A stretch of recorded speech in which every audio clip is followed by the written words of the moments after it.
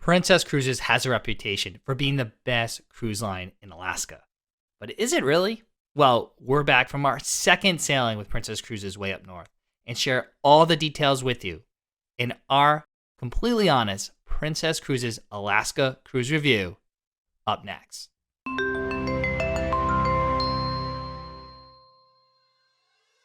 Welcome aboard, cruisers. I'm Don B from Eat Sleep Cruise, and a special welcome back to our Eat Sleep Cruise subscribers. We're back with our latest review where we share what we liked, loved, and where Princess Cruises really fell short for us in our latest cruise review video. But of course, we'd love to hear from you. Let us know your Princess Cruise review down in the comment section below. Now, one thing about cruising that's really important to us is the dining. It is called Eat Sleep Cruise after all. And honestly, on our first cruise back in 2021, we weren't really impressed with the main dining rooms on Majestic Princess. Overall, this main dining room experience was much better than our cruise 2 years ago in terms of both food quality and preparation. Princess Cruises has enhanced its menu with the additional local eats Alaska flavors, with each night's menu having a few of these different options. Some of the ones that I really enjoyed included the Bering seafood stew, the Alaskan ale braised short ribs, and the Princess Favorites wild sockeye salmon. Other entrees that I enjoyed included the crackling pork belly, and Heidi enjoyed the fettuccine alfredo, which is available most nights on Princess Cruises. In fact, unlike other cruise lines that are actually eliminating classics or standard menus, Princess Cruises continues to feature the favorites, which includes starters, entrees, and desserts that are the same every single night. And while we're usually tough critics when it comes to cruise ship main dining room desserts, Princess Cruises did feature plenty of sweet concoctions, including different cheesecake each night, with some of the standouts for us being the caramel pecan turtle or the lemon meringue cheesecake. And it wouldn't be Alaska without Baked Alaska, which was available every night, and according to Heidi, was better than expected. Another good feature about Princess Cruises, especially for Alaska, given unique itineraries and different ports of call time, is their Dine My Way program, which gives you flexibility to dine where and whenever you want. It's basically their version of My Time Dining or Anytime Dining, depending on the cruise line. We opted to dine between 6:20 and 6:40 most evenings, and use the Princess Cruises app pre-cruise to make all our reservations. When we arrived at the venues, checking in was easy, and we were quickly escorted to a table for two. Service in the main dining room was what we come to expect from a major cruise line, with our 3-course dinners taking about 90 minutes. Another improvement on Majestic Princess was the addition of a new specialty restaurant, The Ketch by Rudy. This new seafood-centric specialty restaurant is from renowned chef Rudy Sotoman, and it feels right at home, especially on an Alaskan itinerary. This new concept actually replaces the former Bistro Sur la Mer, which honestly was the weakest of the specialty restaurants on Princess Cruises ships. On Majestic Princess, the decor of the venue really hasn't changed much, but the new menu and dishes certainly exceed our expectations and were much better than the previous restaurant. If you sailed on Holland America Line before, the Ketch is very reminiscent of Rudy Sur la Mer, a seafood restaurant on some of Hal's ships. During our visit to the Ketch, the surf and turf, along with the lobster and shrimp appetizers, were fresh and flavorful. Heidi enjoyed her cheese plate and her pasta with little necks as well. These dishes are all made to order, and were certainly a step above those served in the main dining room. Finally, the signature Mozart berry composition, which is actually Chef Rudy's signature dessert, his Salzburger Knockel, and the Chantilly lace, which is basically the restaurant's version of profiteroles, were the perfect ending to this decadent meal. However, do know that dinner can take quite a while. It was actually the longest dinner of our cruise, clocking in at over 2 hours. While the Ketch is our new favorite Princess specialty restaurant, we also tested out the other two on Majestic Princess. The cruise line signature steakhouse Crown Grill served up a bubbling black and blue onion soup and our tender, juicy ribeye steak. Plus, we both agree that the salted caramel creme brulee cheesecake is one of the best desserts on the ship. Now, a holdover from Majestic Princess time in Asia, Hominy is the third specialty restaurant on the ship instead of Sabatini's. This Chinese restaurant is a unique alternative to the other two venues. We tested out several menu items here, with selections like shrimp spring rolls and kung pao chicken, resembling the takeout classics back on land. Our server, Dino, was among the best waitstaff on the entire ship. Further, the lighter fare and ability to sample a variety of plates made this one of our favorite dinners during our cruise. Besides new Alaska food offerings in 2023, Princess Cruises has several Alaska theme activities and enrichment that's part of its North to Alaska programming, which we actually appreciate because we just returned from another Alaska cruise from Norwegian Cruise Line that didn't offer any of this edutainment. On Princess Cruises, we particularly enjoyed the presentation by the Alaskan Iditarod winner, Libby Riddles, who gave an inspiring talk about her life and her 1985 winning race. Cruisers could also meet her after the presentation for photos and book signings. Other onboard enrichment included a Tlingit native, Rachel Morano, who spoke about the culture and indigenous people of the region. There was also an onboard naturalist, Mark Harris, who also offered several lectures during the cruise on topics such as whales, sharks, and wildlife. He was a passionate speaker, which added to the ship's overall excitement. During our stop in Glacier Bay, Park Ranger was on board for narration and a presentation in the theater. While Princess Cruises shines with its Alaska enrichment program when compared to other contemporary cruise lines, its signature piazza parties definitely lacked energy and enthusiasm. These shows usually consisted of one musical number from the ship's singers and dancers, with the cruise director staff trying to get people up and dancing afterwards. Two such parties were the Love Boat Piazza Party and the Night at the Klondike. So we wouldn't schedule your night around these events. Besides entertainment in the Piazza, Majestic Princess featured a pretty standard lineup of cruise activities. Guests could partake in various quizzes, trivia, competitions, and of course seminars. There was also bingo sessions throughout the cruise, and an interactive deal or no deal game show on the final sea day. And no, we didn't win any money. In the evenings, the cruise director staff hosted game shows and activities in several venues, including the popular Princess Live on Deck 7. There were classics like Yes or No and the Liars Club, which were entertaining and standing room only. The line's unique Hollywood hit clubs on the last night of the cruise shouldn't be missed either. We do enjoy that there is different activities here each evening, giving cruisers more choices beyond the typical main theater productions. During our cruise, the cruise director Kevin and his activity staff were visible throughout the ship and did a fabulous job hosting each day's events. While we appreciated the Alaska enrichment and thought the other onboard activities were passable, when it comes to nighttime entertainment, well, here's where Princess Cruises really falls short for us. Each night, the Princess Theater did host a different show with two showtimes, one at 7:30 p.m. and one at 9:30 p.m. During our cruise, there were 3 signature productions as well as 3 headliner acts. We agreed that Fantastic Journey was our favorite of the 3 signature productions. With contemporary pop music and the use of digital technology, the show is the closest Princess Cruises offers to compete with the modern entertainment on rival cruise lines. However, we feel that Princess Cruises still does not catch up to the likes of Royal Caribbean and Norwegian Cruise Line when it comes to main theater entertainment. The other signature productions include the Broadway-inspired Encore and the Motown classics of sweet soul music. Pretty average singing and choreography, these 2 performances felt like your typical stale cruise review show. Headliner acts include the comedy magic of Reggie Rice on 2 evenings, the Mighty Quinn circus performer, and the comedian Tony Darrow. If you cruised before, these acts are probably very similar to your past experiences. Besides entertainment in the theater, there's also live music around the ship, though we would have liked a little bit more variety. The Zinger Trio, the ship's house band, tended to perform in the Piazza in the evenings. Cola Sounds were the acoustic guitar and singer duo, which bounced around venues throughout the cruise. And 2 piano players offered early and late sets in the Crown Bar Grill. Of these groups, we enjoyed the Cola Sounds the most. On this cruise on Majestic Princess, the Vista Lounge, which is the entertainment space all the way aft on Deck 7, felt underutilized. The comedian hosted a second show there on night 2, and the featured soprano singer from the show Encore also had her own separate show there as well. However, it would have been great if this venue hosted more bands or late night music, instead of having the DJ in the Piazza to close out each evening.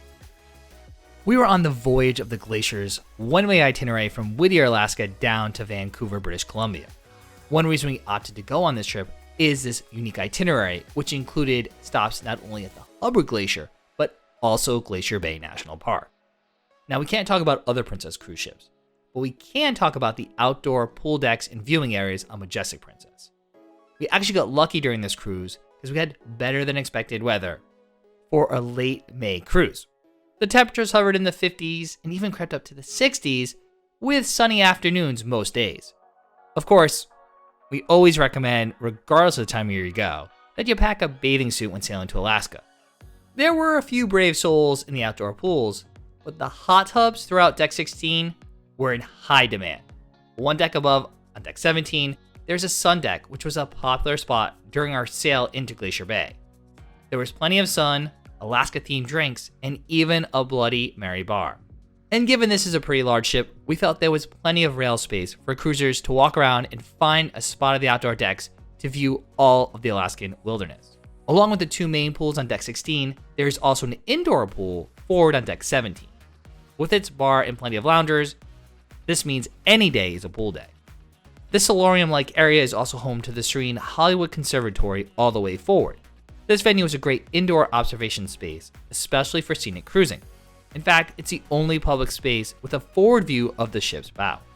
It also hosted select events and was a quiet retreat to relax and escape the crowds during the day. With the ship at about 90% capacity, the outdoor decks never seemed all that busy, even when the sun was out and the weather warmer than anticipated. This gave us plenty of space to dine al fresco or enjoy a cocktail while admiring the scenery after a day ashore in the ports of call. Further, what really impressed us during this cruise was the service. Even though the ship was close to capacity, we never felt the crowds. The hardworking crew did a fabulous job of accommodating cruisers throughout the ship. In the mornings, there were short lines for coffee at the popular International Cafe. Still, I didn't mind waiting a few minutes while Echo made our usual lattes. Likewise, cruisers could grab espresso-based drinks at the Princess Live Cafe with minimal queues as well. In the bars and lounges at night, there were plenty of waitstaff making the rounds to take drink orders. We tested out the Ocean Now in the Princess app a few occasions, and our orders were delivered in about 10 minutes or so. With Dine My Way, we did have different waiters for every dinner in the main dining room. Still, our 3-course dinners, as I mentioned earlier, were moderately paced, taking about 90 minutes. While none of the servers stood out in the main dining rooms, they always addressed us by name and were friendly, asking us if we wanted something to drink before we started our meal, and checking in throughout the evening. I would say that the service in the specialty restaurants was a bit more personal. Alvin in the Ketch made sure to accommodate all our requests, even though this was our most extended dinner of the entire cruise. Michael in the Crown Grill and Dino in Harmony were equally cordial and attentive, making these upcharge venues feel more elegant and exclusive. Our stateroom attendant, Ray, made it a point to introduce himself early in the cruise. While he did service our room every day, we hardly saw him. In fact, he stopped in on day 4 just to say hi, noting he hadn't seen us since the beginning of the cruise. Now, speaking of staterooms, we were initially booked in a standard balcony cabin, but based on our previous experiences in this cabin category, we took advantage of the Princess upgrades and we scored a great deal on a premium deluxe balcony. We ended up getting assigned cabin D717, located on the starboard side of Deck 9 aft. According to the Princess Cruises website, the cabin has an interior space of 233 square feet. But the big draw here was the larger, oversized balcony and the seating area, which does not come standard in a balcony cabin on Princess Cruises. Entering the cabin, our bed was immediately following the bathroom and closet, with a desk and sofa closer to the balcony. The cabin featured a large open closet with plenty of storage space for a week in Alaska. Besides the clothes bar, there was a small bank of shelves near the closet and 2 nightstands to store packing cubes, along with other clothing items and accessories. We could unpack for the week comfortably with some of our cabin hacks like magnetic hooks and an over-the-door shoe organizer, providing even more space. Unlike our previous room on Majestic Princess, this room did feature a love seat, which we find essential. This was across from the desk and small cabinet with mini fridge. While not the most technically advanced room, there were USB outlets on one side of the bed and some power outlets on the desk, which we used to charge all of our gear. Now, when it comes to the bathrooms, the space was small and still featured a shower curtain. Although Princess Cruises does provide liquid hand soap, shampoo, conditioner, and shower gel, unlike some cruise lines that have an all-in-one liquid soap available for cruisers. Given the stateroom's location, our balcony extended further than other decks above us. This became a huge bonus when sailing Glacier Bay, giving us amazing perspectives right from our balcony. It also allowed us to enjoy a balcony breakfast one morning of the cruise. This massive outdoor space was ideal for scenic cruising throughout the week, or for just relaxing and watching the landscapes as we pulled in and out of ports of call. Where could Princess Cruises improve? Well, one area that we still think is lacking is the casual eats. We are fans of the International Cafe and Alfredo's Pizza. The International Cafe is a 24-hour snack venue and the resident coffee house. Along with breakfast sandwiches and pastries in the morning, the venue offered a variety of sandwiches, cookies, and other treats throughout the day. For us, these offerings are superior to other cruise ship cafes, with some more unique options like chicken pot pie or an open-faced sandwich and fruit cups. These selections are perfect for a meal or a quick snack.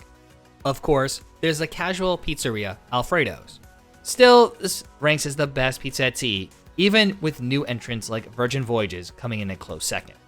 A brand new discovery for me at this restaurant was the calzone. This gigantic and doughy option is filled with ham and sauce and is perfect after a long morning ashore. But we're really not fans of any of the other casual options. The Burger and Lobster Grill on Deck 16 does not rise to the competition when compared to other counter service venues like the Dive-In Burger on Holland America Line or Guy's Burger Joint on Carnival Cruise Line. Majestic Princess Buffet, the World Fresh Marketplace, offered a variety of dining options for breakfast, lunch, and dinner. There are several international sections like Indian, English pub, or the taco stand, and a grill for lunch and dinner. Although this large buffet area could be a lot easier to navigate, with cruisers aimlessly wandering around, it made the area crowded and chaotic. We only dined here once for breakfast given the crowding issues, and honestly, we were not impressed. So we didn't return for the remainder of the cruise. Of course, during this cruise, we also had to test out some of the new premium dessert options found on Deck 16 at the Swirl ice cream stand. And while we enjoyed these premium desserts, I don't really think I would pay for them if I didn't have the Princess Plus or Princess Premier package.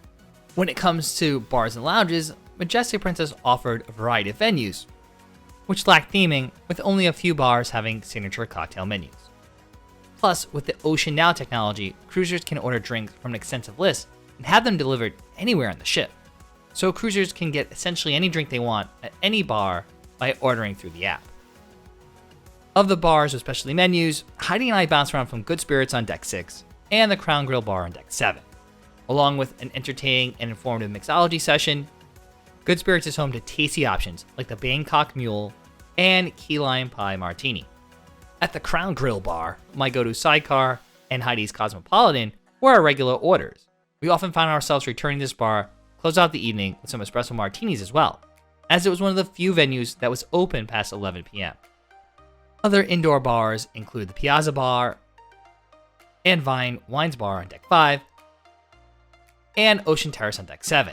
The former High Roller Casino is now the Double Down Bar with screens to watch your favorite sports game. This Deck 6 venue was open later but didn't have any entertainment like the Take 5 Jazz Band on newer ships. Actually, it'd be great to see Princess Cruises convert this venue into a sports bar or a pub with live guitar music. On the pool deck, there's the Fountain Pool Bar, Wakeview Bar, Seaview Bar, and the Hollywood Pool Bar, with a select menu of cruiser favorites like the 24 karat gold margarita and the dirty banana. While venues might not be as elaborately adorned as other cruise lines, there were still a variety of bars to grab a pre or post dinner drink. Needless to say, we never went thirsty during our busy Alaska cruise on Majestic Princess. And as I mentioned earlier, this cruise was busy. The 7-night one-way trip included a stop at both Hubbard Glacier and Glacier Bay, as well as full-day stops in Icy Strait Point, Juneau, and Ketchikan, before ending in Vancouver, British Columbia. One of the benefits of sailing with Princess Cruises is that Princess Cruises gets preferred docking space in most ports of call, and also, given their schedule and itinerary, they get to stay in port longer. So comparing to other cruises where we went round trip from Seattle, we did feel very spoiled being able to do and see more with our time spent ashore. Our sailing through Glacier Bay National Park was amazing. The weather was unbelievable. It was sunny, warm, and so clear that we got to see all 5 glaciers, with the ship getting pretty close to the Marjorie Glacier, Lampplug Glacier, as well as doing a complete turn so cruisers could see the Johns Hopkins Glacier. Unfortunately, the weather did not cooperate with our time in Yakutat Bay and visiting the Hubbard Glacier. Now, the Hubbard Glacier is the largest tidewater glacier in the region, and this was our first time taking a cruise and actually stopped there. And while we did get to see it, it was pretty far in the distance, and we had a gray overcast day. So of course this means we need to return to Alaska on a cruise that goes to the Hubbard Glacier in the future. Day 4 was our first official port of call in Icy Strait Point, and we were there from 6 a.m. to 4:30 p.m. The main attraction here is the zip rider and sky glider. And even though we've done this excursion before, we decided to do it again. We got out a little bit early before our excursion to walk around as our ship was docked at the Wilderness Landing. So we took the free gondola over to the main area near the cannery. We walked around this boardwalk and beach for about an hour, checking out the museum and shops before heading back to our starting point for our afternoon excursion. We highly recommend this excursion, especially if you're a thrill seeker. You get to take the gondola up to see amazing views. There's also a 1-mile hiking trail, which is guided given the concern that there are bears in the area. But of course, the main attraction is the zip rider, which is 5,330 feet long and reaches speeds of up to 60 miles per hour. Our next stop was Juneau, where the ship again was docked from 6:30 a.m. to 4:30 p.m., so basically a full day. Here, we took our third attempt to do one of the shore excursions we've been dying to try in Alaska, which is dog sled mushing on Mendenhall Glacier. Finally, the weather decided to cooperate, and we're so glad we were able to do it. While it is pricey, the entire experience takes about 2 hours, where you take a helicopter up to Mendenhall Glacier, where you get to the base camp, where you meet over 250 Alaskan Huskies, and go for your approximately 1.5 mile ride in a big circle on a dog sled. It was gray, wet, and pretty awesome. The ride itself lasted about a half hour, and then includes additional time where you get to interact with the dogs and ask questions. And then finally, we had a stop in Ketchikan. The stop was from 10 a.m. to 5:30 p.m. And since we've been to Ketchikan quite a bit and actually like walking around, we decided just to do a shorter excursion. One place we actually haven't been to in all our previous visits was the Saxman Totem Park, so we decided to do a tour there. Unfortunately, it was the least organized and least informative excursion that we've probably had in a long time, and definitely one of our least favorite excursions we've had in Alaska. The tour felt very rushed and kind of touristy. There wasn't much time for photos or questions, and we were quickly escorted from one part of the park to the other. Now, another draw of this tour is that you're supposed to meet an actual totem pole carver. And while there were 2 works being completed, including one by the famed Nathan Jackson, both artists were on lunch break when we arrived, which quite honestly, pretty disappointing. But I guess we can check that off our Alaska cruise checklist. Now, if this review has you wanting to book a trip, I don't blame you. But before you do, you need to check out our 25 expert tips and tricks for taking an Alaska cruise. Regardless if it's Princess Cruises or another cruise line, that video covers everything you need to know. From planning to packing to making the most of your time on board the ship and ashore, our expert Alaska cruise tips and tricks will help ensure your cruise is smooth sailing.